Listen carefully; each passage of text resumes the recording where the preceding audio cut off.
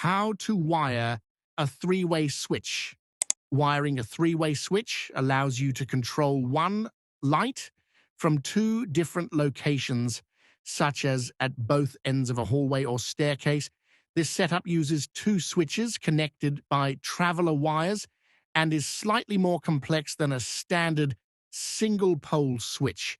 The first switch connects to the power source hot wire, while the second connects to the light fixture. Between them, a three-wire cable, black, red, white, and ground, carries the current. The red and black wires serve as travelers, switching the electrical path depending on the position of each switch.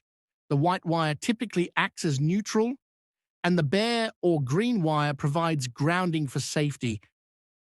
Always turn off the power at the breaker before starting, and label wires to avoid confusion.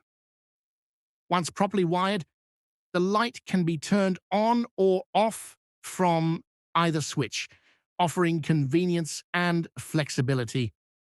This simple yet smart wiring method is a must-know for modern home electrical systems.